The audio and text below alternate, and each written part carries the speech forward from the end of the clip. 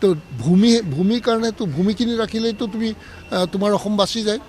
আজি তুমি ভূমি ৰখাৰ কাৰণে কোনো ধৰণৰ এখন লেণ্ড তৈয়াৰ নকৰিলা আৰু যাকে তাকে তুমি মাটি দি আছা বাহিৰৰ আনকি 6 চিডিউলৰ এৰিয়াটো তেওঁলোকে ভূমিখণ্ড ৰাখিব পৰা নাই।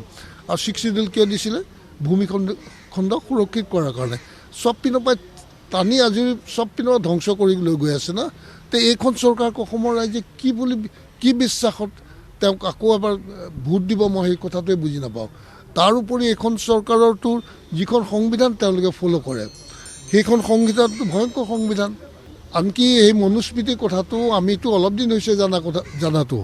ইয়াৰ আগতে আমি জানা নাছিলোঁ। মই বিশেষকৈ বিহাৰ ইলেকশ্যনৰ পাছত মই মনুস্মৃতিৰ বিষয়ে গম পাইছোঁ। এই মনুস্মৃতি আজি মনুস্মৃতিৰ যিখিনি সাংবিধানিক প্ৰভিজন আছে তাত তেওঁলোকৰ মতে সেইখিনিতো ভয়ংকৰ কথা। মানুহে শুনিলেও মানুহৰ গা কিচকিচাই যাব যে এইটো কেনেকুৱা চিন্তাধাৰা মানুহ। কথাটো একচুৱেলি ক'ব গ'লে বিহাৰ ইলেকশ্যনৰ সময়ত ৰতনলাল বুলি এজন দিল্লী ইউনিভাৰ্চিটিৰ প্ৰফেচাৰৰ পৰাহে বস্তুটো লাহে লাহে উভালি আহিছে। আজি এই যেনেকৈ আমাৰ কি বুলি ক'লে দলিত সমাজ, বহুজন সমাজ আজি চাৰিওপিনে জাগি উঠিছে। কিহৰ কাৰণে?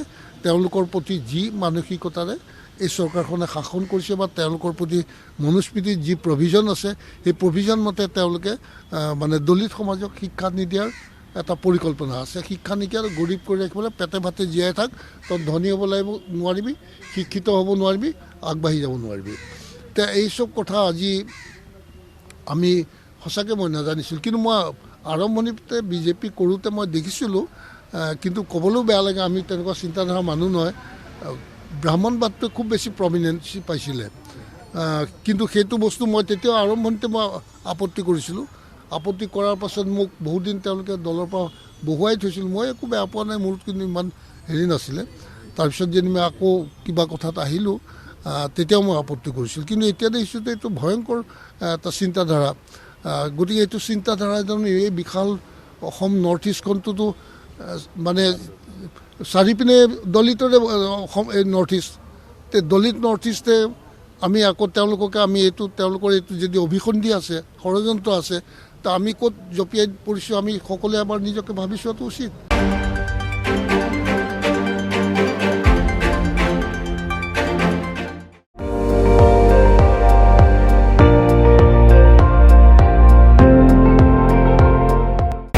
আপুনি চাই আছে ND24, সৰ্বশ্ৰেষ্ঠ নহয় সৰ্বোত্তমৰ দৌৰ।